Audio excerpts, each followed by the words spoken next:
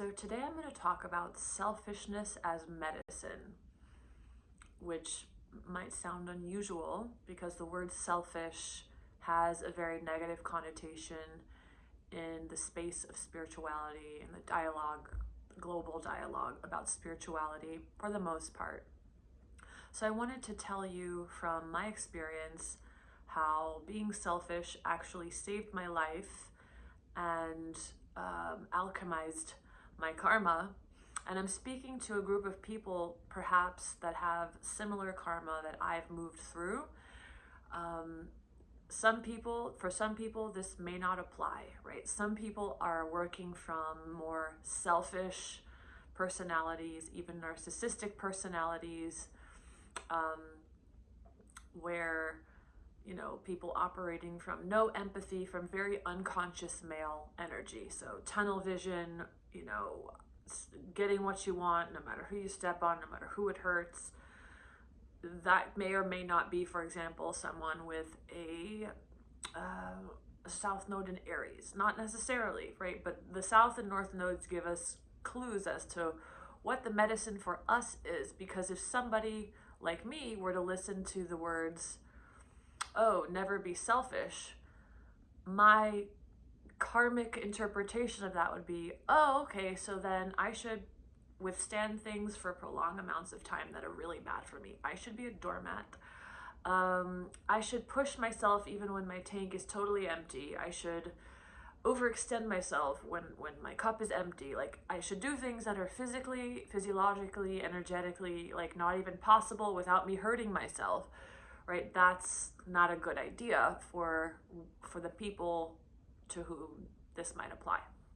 So let's talk about the karma that I'm really speaking to. Could be South Node in Libra, maybe not.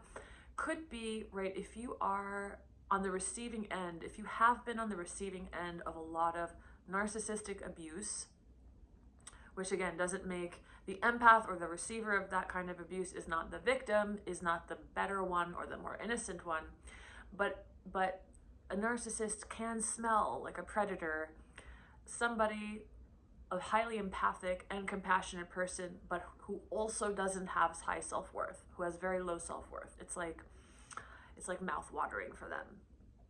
So if you are operating from a core belief system where you don't believe you have any worth, you don't believe you're capable of things, you don't believe you have the skills, intelligence, or ability to make it in this world, you believe that you have nothing to give this world, you believe that, all of the variations of that self-deception,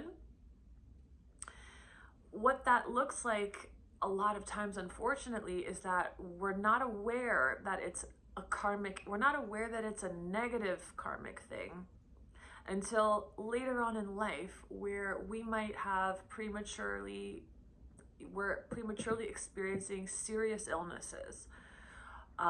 In my 20s, right, I've said this many times, I had a cancer experience. No, not one person in my family has cancer. All the other people in my family are a different type of human design, which I think is an interesting thing to note as well. I'm a very feminine type of design, which is called a projector.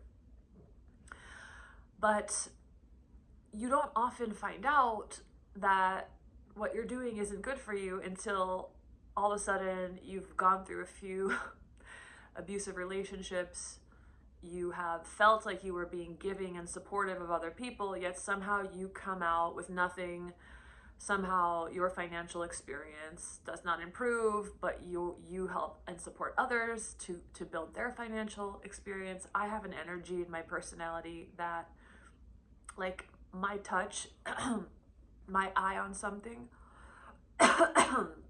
excuse me, can triple, quadruple income for a business, because I have this uncanny ability to say, get rid of this, cut this out. Like, I have an amazing ability to tweak energy. But up until recently, up until I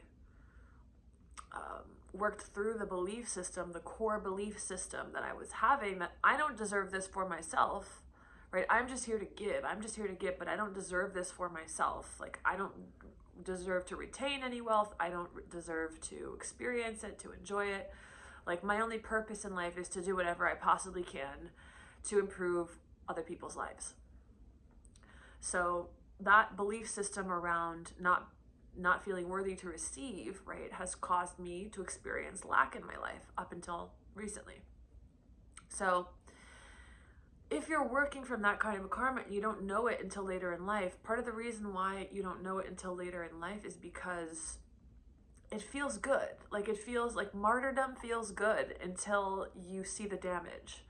Martyrdom is a trickstery little trickster that feels altruistic. It feels like you're being a giver. It feels like you're being like the sun. You're being like the creator, right? It feels like you're being a giver, but you're really not being a giver because you really don't have, if there's not a circuit between, if you're being a giver, there should be a circuit between giving and receiving. And if you're just giving to the point where you have an empty tank, but your tank never gets refilled, that's not true giving. That's you giving from a place of my self-worth comes from being a martyr, being a helper. So in fact, it's not giving at all.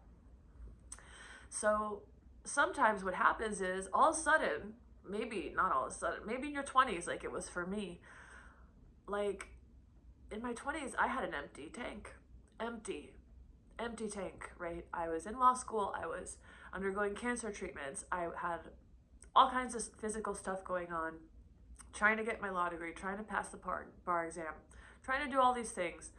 Recently married, and after I had 2 near-death experiences during those surgeries, I woke up from those surgeries with this like soul awareness that like I have to be more selfish.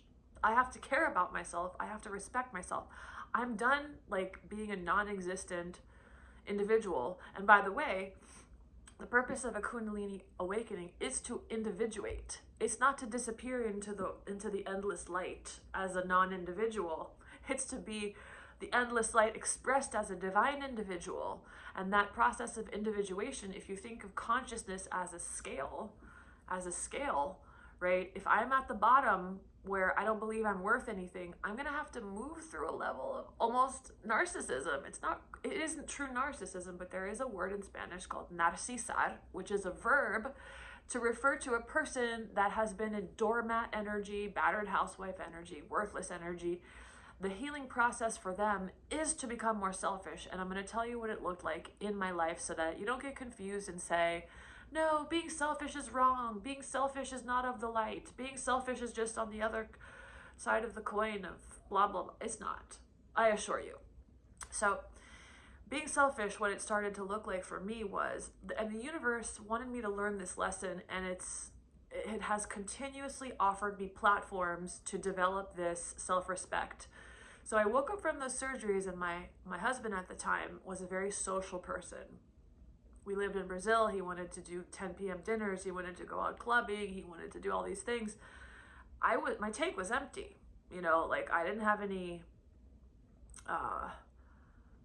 gas in my tank. I didn't have any physical energy. And he would get angry at me if I didn't want to go with him. But I was like, I literally got no energy, dude. Like I gotta say no. I started saying no, even though it upset the apple cart, even though my friends and my parents at the time, looking back, they understand me, but at the time they were like, oh, you're being selfish. You need to think of your husband's needs. It's like, I don't think so, because if I extend my empty tank and try to make myself drink and go out and upset my sleep hygiene and interrupt my healing process, like I'm just gonna end up even emptier and repeat another disease cycle. So I had to say no probably 1,000 times. That was like my test from the universe. At the time, I didn't have the consciousness to say, okay, maybe me and this man are not compatible, so I should just leave him. At the time, divorce wasn't an option for me, like not even close, no way. But what was an option for me is I began to feel the desire to separate myself from him gradually.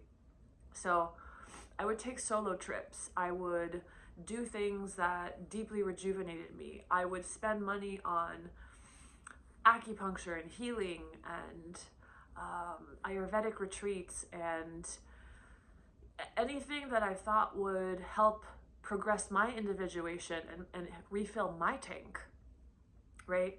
It was necessary. Like, there wasn't an option. And people would criticize me and say, oh, like, that's selfish of you. You should spend your money on, like, going on a vacation with your partner or blah, blah, blah, blah, blah. It's like, nope, sorry. My only initiative right now and what I need to do, what I feel is necessary, is to refill my tank no matter what. Otherwise, I'm out of here. I can feel it, that I'm teetering on the edge of like almost no life force. So what that continued to look like for me was like just almost like this ruthless, and to some people it looked selfish, like I am gonna go on all of these retreats, spend money on healing, not go out, not socialize. I'm gonna forego maybe many friendships that ended up passing away from my experience because I do not drink alcohol. I have no choice. This is just what I need to do. Otherwise, I can feel that it's not going to go well for me. So I just kept making choices of putting myself first, and my energy got stronger and stronger and stronger. Now, at the time, because of Kundalini awakening, I was also unable to fall asleep. For many years, I did not sleep. And so part of me being selfish was to say, you know what? I'm done practicing law. I know that's the best option for my partnership, for, you know, financial reasons. But for some reason, like, it just doesn't feel right. It doesn't feel right that after not sleeping for years, I should have to force myself to go into an office and try to, you know, negotiate and read contracts and do those things. Like, it was just impossible. And what's funny was, like, when I came to that decision, the universe moved me to another country. Like, I was in Miami at the time. We moved to New York, then we moved to Peru. Like, the universe supported me because it was like, good job, baby. Good job. We're going to support this. This wasn't the plan the whole time, that you were not going to continue doing this line of work. But I just started to put my foot down and say, you know, I'm just going to trust that something better will take its place. And that's all I can do. That's all I can do. But, you know, when you have an empty tank, if you look at the animal world, like animals that are tribal, animals that are group oriented, that have group consciousness, if one animal is injured, the other animals support it. They create a little nest for it to heal. They protect the nest. They make it stay still so that it heals faster. And unfortunately, you know, humans aren't always like that. At least not the ones in my life at this time. Now they are, because I've changed. The mirror has changed.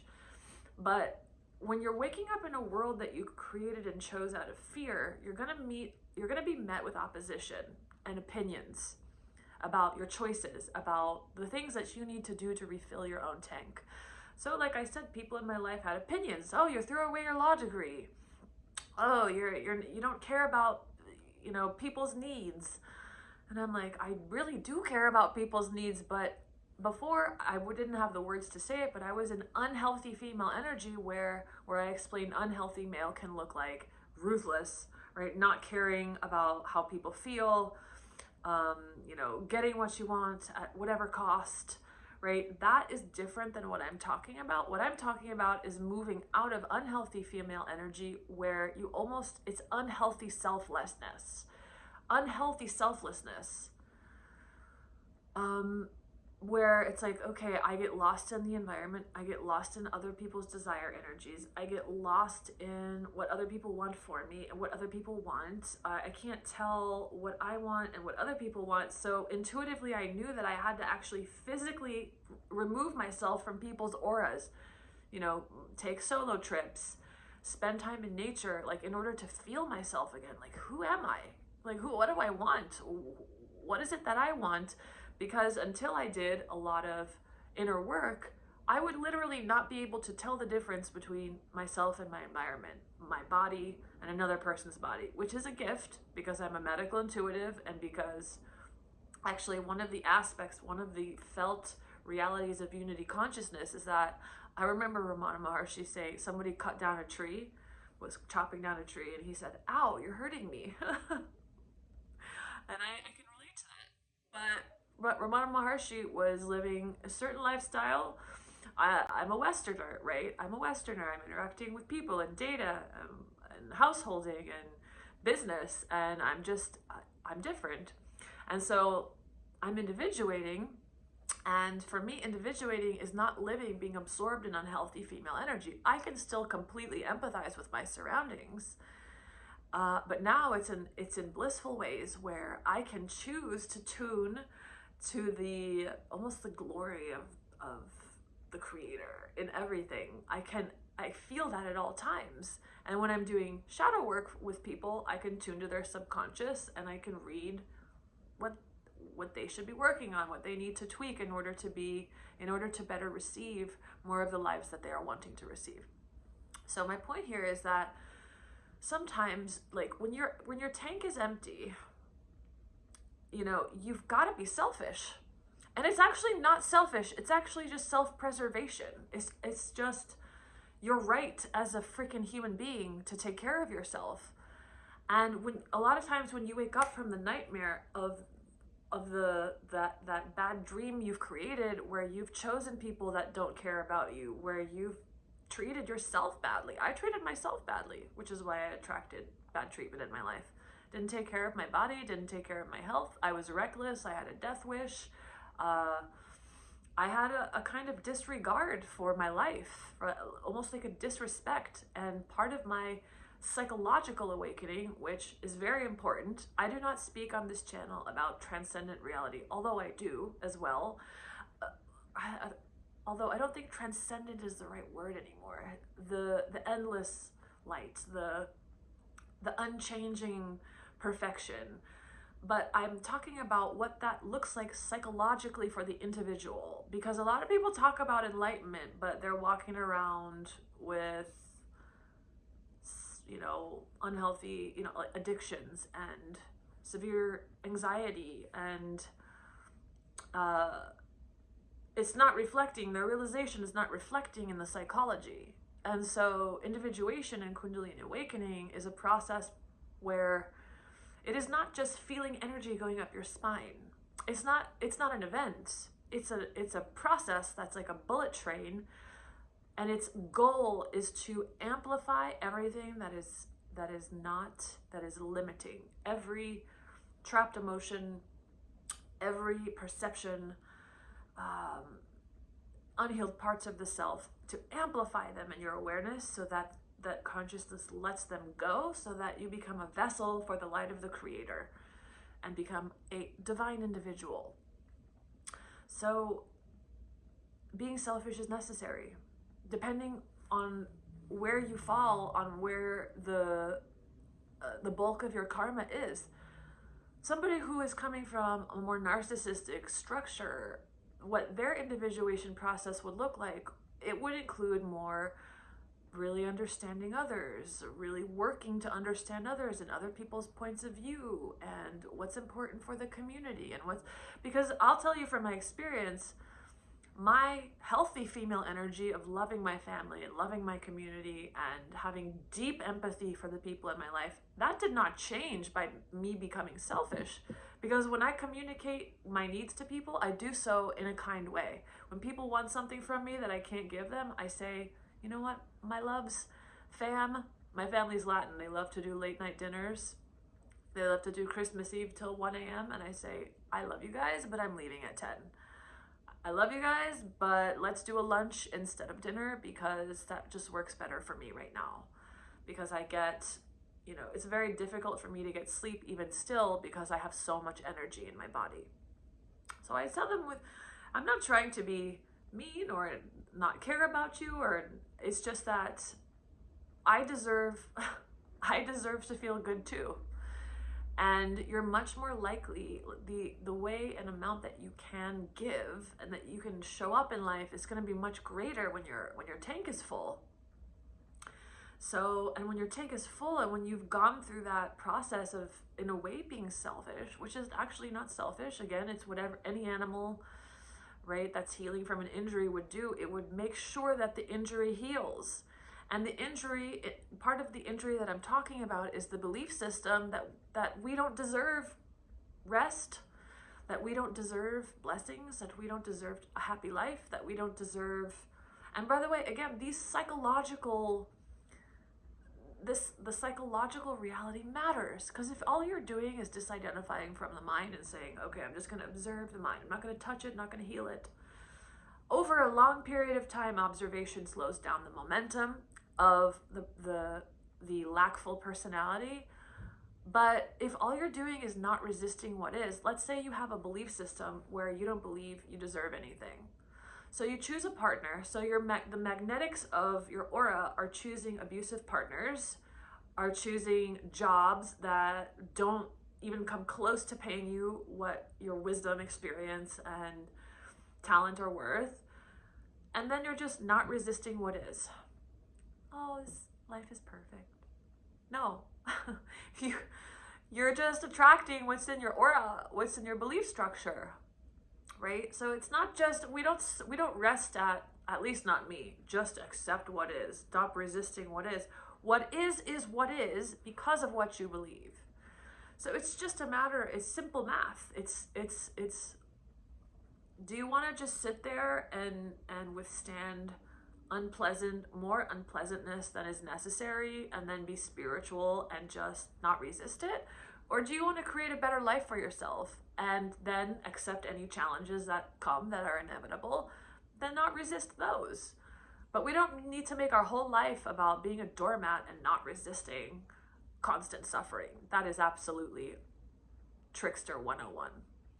So being selfish absolutely is part of the individuation process for many people who share the karma of, similar to myself and of a lot of people in my life. We tend to attract people that are similar to us. So, and it's vital that the main medicine is to correct the belief system that I don't deserve anything. Empaths attract narcissists because they don't believe they deserve good treatment. They want the narcissist to do in the physical world what they don't believe they are capable of doing. So they are actually not victims. They are in their own way trying to look for a supply. And so in order to not be in that supply and demand consciousness, that transactional consciousness, you got to become whole. And to become whole, you can reprogram your mind. Think of the endless light, right? It's like the light of the Creator wants to give you everything. Wants to give you everything. But then it stops in the mind because there's a thought, I don't deserve anything. So the light, boop, trying to come in. Everything's trying to be given to you. Ask and it is given. Everything's trying to be given to you. But because you don't believe you deserve anything, boop, the five senses can't perceive the light that's wanting to come in and become part of your physical reality. So it's imperative that you find music. Dolphin solfeggios are my favorite. Find a playlist where you can deeply relax your brainwaves and say over and over to yourself, I am worthy. I deserve good things in life. I am worthy of abundance. I am worthy of love. I am worthy of a loving relationship. I am worthy of all the things that I deeply desire. I am worthy of good treatment. I am worthy of good friends. I am worthy, etc., etc., etc. And I'll give you a little bonus affirmation to say to yourself that you are now, I live in God's perfect kingdom now, because it's only the body that can perceive lack, right? It's only the five senses that can see no partner, no money. But in the endless light, or where the light has never changed, where it's always been full and perfect, everything exists there. If you literally, as you're falling asleep, as you're waking up on the hour, to remind yourself to literally tell yourself, this feels like, I feel like Yogananda inspired this in me, because I feel his energy when this occurred to me the other day in meditation, to say to myself, I am living in God's perfect kingdom now. I am living in God's perfect kingdom now. I did it as a thought experiment, and I felt like a constant bliss that it's coming back to me now. I've gone through a 7-year period of intense psychological purification, and that bliss is coming back. And I realized that that affirmation is a doorway, is a acceleration, an accelerated way to access that world, to tell yourself, I am now living in God's perfect kingdom. I am living in the light of the Creator. I am living in that perfect, changeless light. In the changeless light, nothing has ever disappeared. Nothing has ever gone. Nothing's ever gone, because it's only the five senses. It's only because you don't believe you're worthy that you are attracting things that don't treat you well. You're attracting lack, that you don't have the money in your bank account. It's only because of your belief that your body's senses are perceiving any lack in your life. So work at the root and change the belief, and affirm to yourself, I am now living in God's perfect light. Try it. Nothing to lose. So I hope this is helpful, and I hope you have a beautiful day.